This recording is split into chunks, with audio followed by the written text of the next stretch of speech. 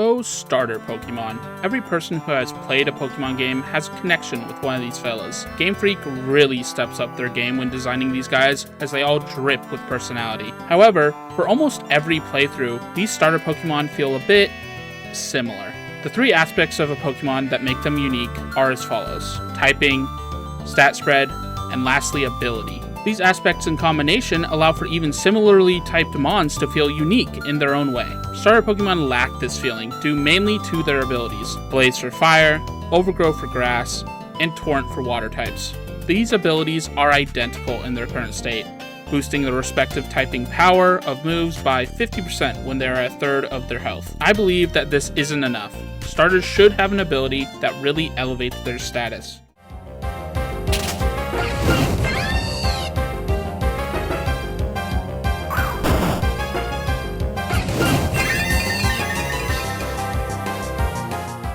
A bit different, huh? Not really though, as outside of its new visuals, the effect is similar but will come into play far more often. Instead of a boost of 50% at a third of their max health, Pokemon with Blaze will increase the power of their fire-type moves by 1% per percent of health they are missing, up to a max of 67% increase in power. Additionally, when a Pokemon with these abilities is at a third of their max health, they will deploy their respective weather or field effect. Blaze Mons will create harsh sunlight, Torrent Mons will cause rain to fall, and Overgrow Mons will summon grassy terrain. I know it might sound scary and way too strong, but at the end of the day, my goal is to make a good single-player experience first, and these abilities will really make your starter feel special. This builds on my last video where I made changes to underwhelming abilities. I will show 5 new abilities in this video, making boring, niche, or straight up bad abilities something you might actually consider using. At number 5, we have Shell Armor.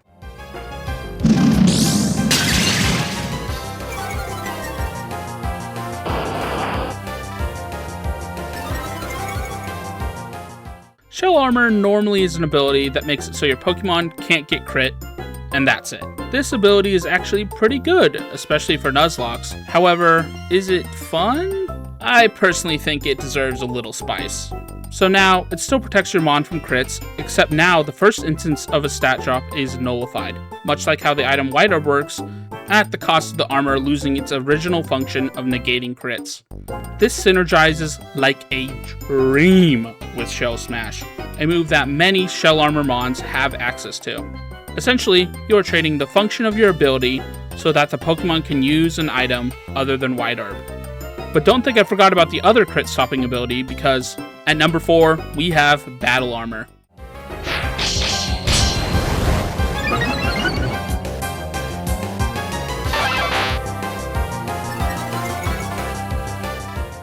Battle Armor works exactly like Shell Armor normally, preventing crits. Now, much like Shell Armor, it can become ineffective at blocking crits when something specific happens in exchange for a powerful benefit. The specific thing in this case being a positive, non-defensive stat increase, and the benefit being doubling that stat increase. This allows for the Pokemon to be used more offensively, with effectively a single use of the simple ability. With it not affecting defensive stat raises, you can keep your immunity to crits and play a tanky role with no issue as well, making it quite versatile.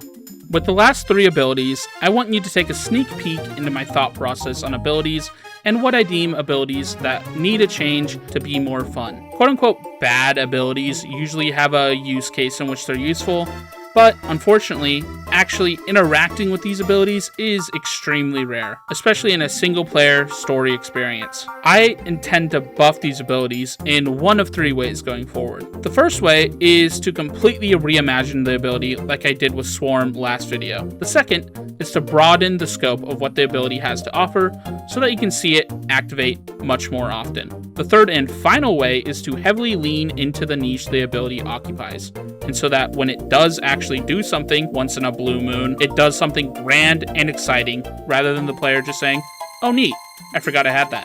For broadening, we have number 3, Inner Focus.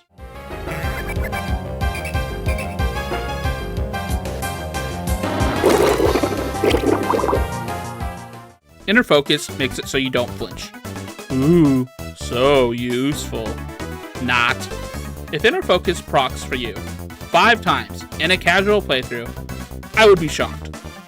It's not bad, but because of how specific getting flinched is, you hardly see it work. So that is why I'm broadening its scope. Now, a Pokemon with inner focus will never lose its concentration, and thus will be able to select whatever move it wants and have it actually go off. So, effects like Encore, Imprison, and Taunt have no effect on inner focus mons, and effects like Full Paralysis, Infatuation, and Flinch also will never stop the move from occurring. This is a very broadened version of the effect, having it show up in gameplay far more often. I could even see synergies with pre-paralysis so they can't get status and are only taking the speed down. For reimagining, we have number 2, Kenai.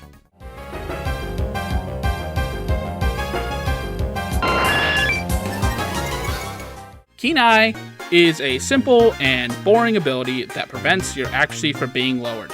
Again, it is a niche ability, and I don't say that lightly, that will hardly ever have relevance in a normal playthrough. It's given to many Pokemon whose best damage option is a move with low accuracy. Examples of this are Skuntank with Gunk shot it in the wrong direction, the 10 different birds with can't hit my target, and rock types with Stone Miss.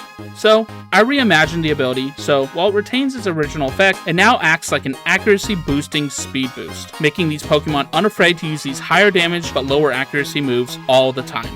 For the last ability of the video, we focused on its niche, with number 1, Steadfast.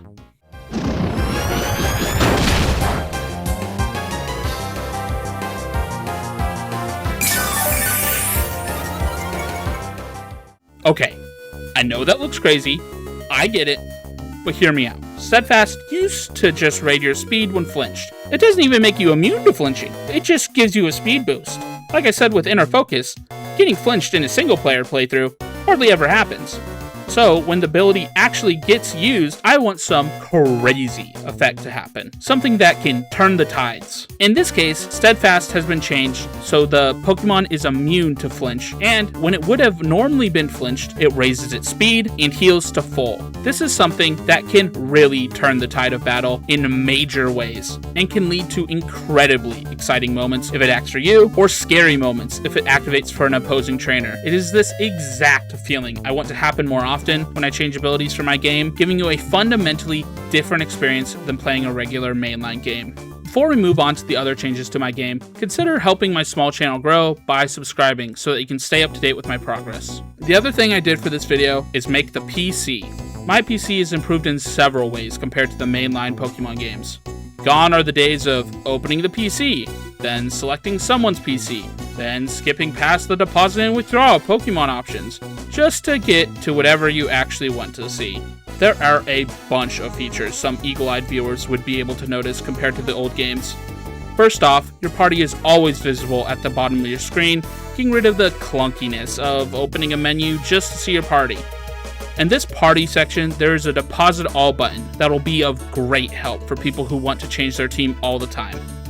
But Panco, you have no Pokemon in your party anymore. That isn't allowed. Surely the code just implodes because every Pokemon in the game ever doesn't let you do this.